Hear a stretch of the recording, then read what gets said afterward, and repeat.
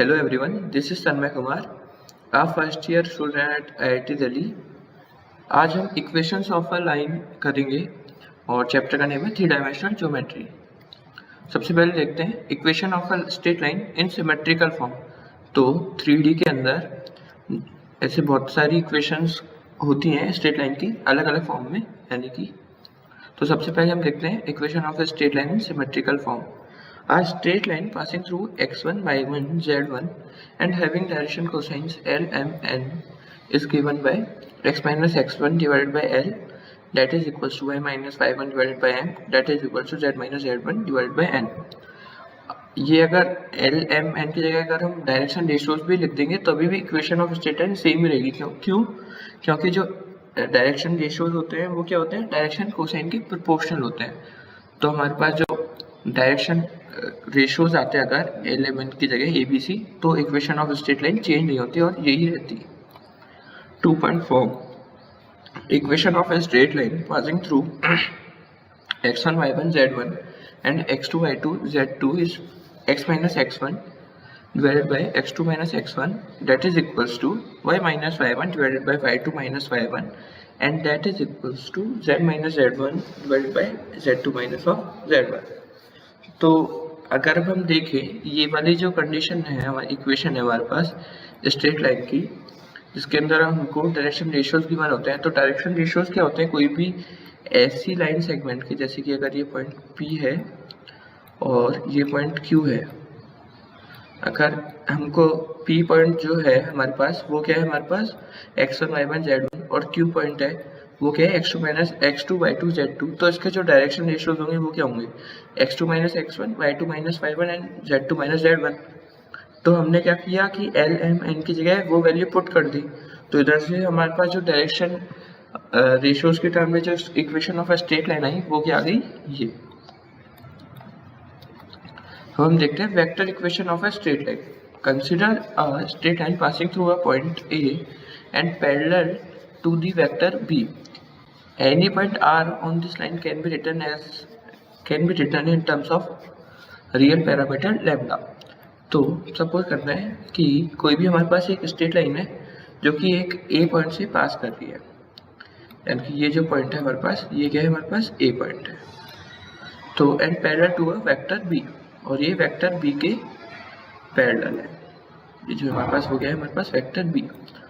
तो अगर अब हमको कोई भी स्ट्रेट लाइन पर कोई भी एक R पॉइंट दिया जाए, इसके कोऑर्डिनेट्स निकालने हैं तो हम कैसे निकालेंगे, तो ट्रायंगल रूल अप्लाई करते हैं। तो OR vector will be equals to OA vector plus AR vector.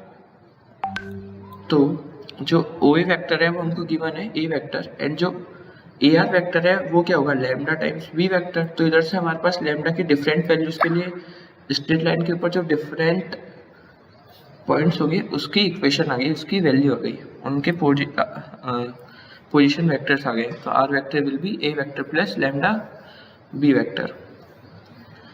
The equation R is equals to A plus lambda B can be viewed as the vector equation of this line.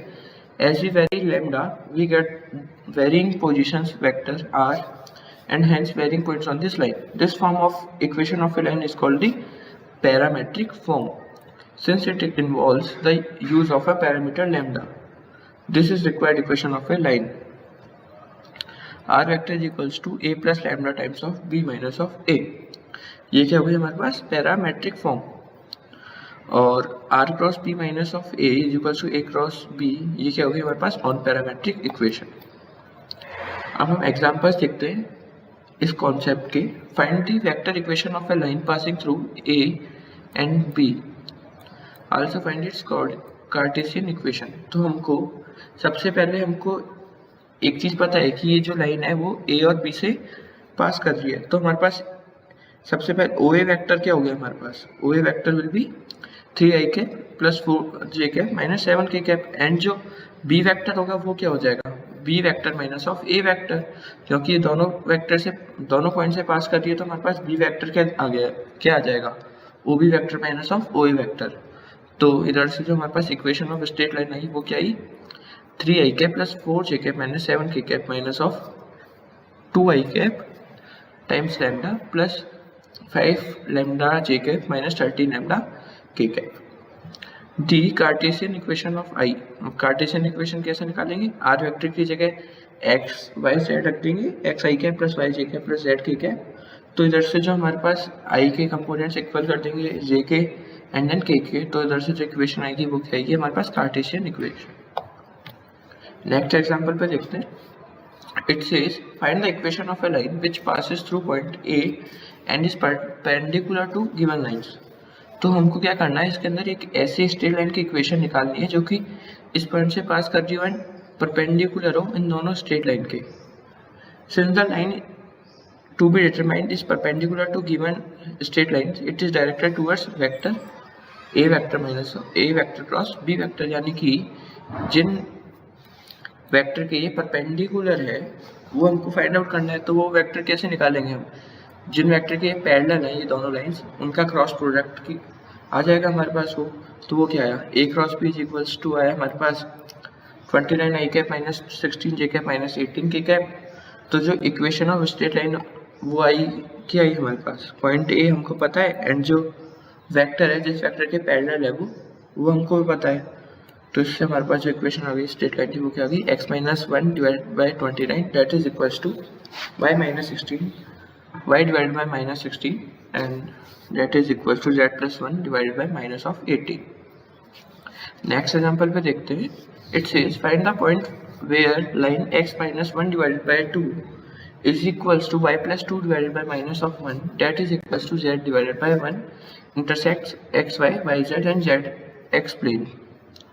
तो अगर अब हमको x Y plane पे निकालना है कि x Y plane पे कहाँ पर इंटरसेक्ट कर रही है, तो क्या होगा कि हम z की वैल्यू क्या रख देंगे इधर? 0। क्यों? क्योंकि एक्स वाई प्लेन पर z की वैल्यू क्या होती है? 0। तो इधर 0 पुट करने पर जो हमारे पास वैल्यू आई x की वो क्या आई? 1 एंड जो y की वैल्यू आई वो क्या आई? Minus of 2। सिमिलरली हमने y z के लिए क्या किया? x की वैल्यू क्या कर दी? 0 पुट। तो इधर से जो हमारे पास इक्वेशन जो पॉइंट्स आए वो क्या है? 0, माइनस 3/2 माइनस 1/2 एंड zx के लिए क्या करेंगे? y की जगह 0 रख देंगे। तो इधर से हमारे पास zx प्लेन पर जहाँ पर लाइन इंटरसेक्ट कर रही है वो पॉइंट क्या आ गए? -3, 0, माइनस ऑफ 2।